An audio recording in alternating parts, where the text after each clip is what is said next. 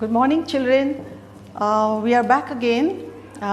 Today we will be doing social science, safety on the roads.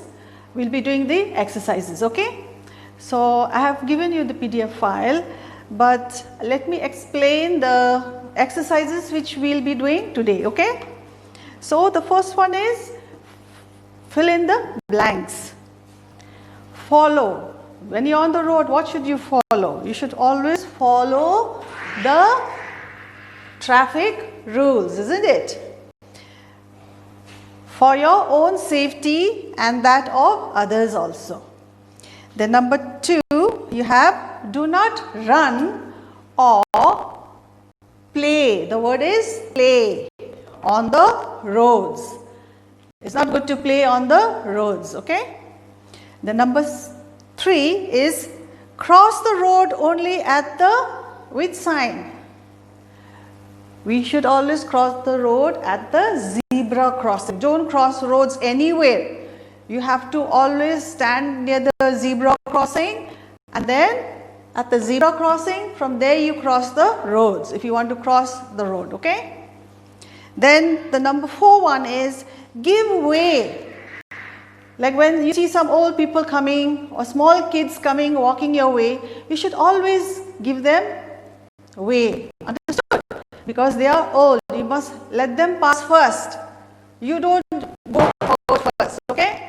You first let them pass and then only you will go after them. Then do not throw. What should we not throw on the roads? We should not throw garbage. Understand? We should not throw garbage on the roads. What will happen? It will make the roads very dirty. Plus, it will be unhygienic also, isn't it? So, do not throw garbage on the road. Okay, now the next lesson is match the column. Now, we should, on the road, we should always be alert, isn't it? When you, to the sound of horns, isn't it? When you're walking on the road, you should be alert and listen to the sound of horns. When the car honks, then you should be alert. Understand? You should see if you're on the right side of the road or not. Then, when you're traveling by train, you should always buy tickets, isn't it? You should always buy tickets when? For traveling in trains, okay? When you're going, you should always buy tickets for traveling in trains. Now, what is the number for the ambulance?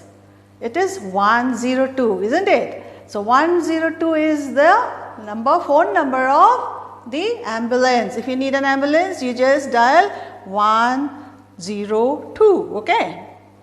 Now, police station, police control room. So, suppose you want to, there's something happening and you want to phone the police control room. So, what will the number be? The number will be 100, okay? Then cross the roads at, where should you cross the roads? At the zebra crossing. We've done that in the fill in the blanks also, isn't it? So now in the match the column also you have cross the road at the zebra crossing. Now the next one is the question answers. Who makes the road rules? Who makes them? They have been made by experts who have studied the transportation system. That will be your answer.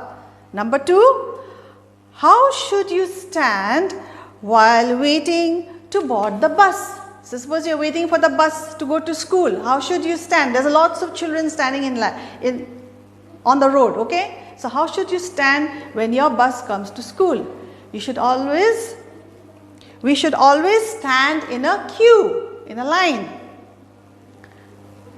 When you are boarding or alighting the bus. Boarding means when you are going in the bus and alighting means when you are getting off the bus, okay? So now the next question is, what is the difference between a good touch and a bad touch? A good touch, when your parents, grandparents and siblings means your brothers, sisters, after they give you a pat and hug you, which makes you feel happy and nice. This is a good touch, okay? Something which makes you feel nice, that is a good touch. Only with parents, your brothers and sisters, and your grandparents also, okay? Now what is a bad touch? When an unknown person, the person whom you don't know, you don't know that person, may touch you and make you feel uncomfortable. So that is a bad touch. Now write the first aid treatment for the following. If a person is upset, what should you do? If someone is very upset, keep calm and encourage the person to speak. Help as best as you can to settle the person, okay? Then if someone is choking, like coughing and choking and he can't breathe, what should you do? If someone is choking, hit his or her back at least 5 times. Check his mouth, okay? That is the answer. Okay, now that's all for today.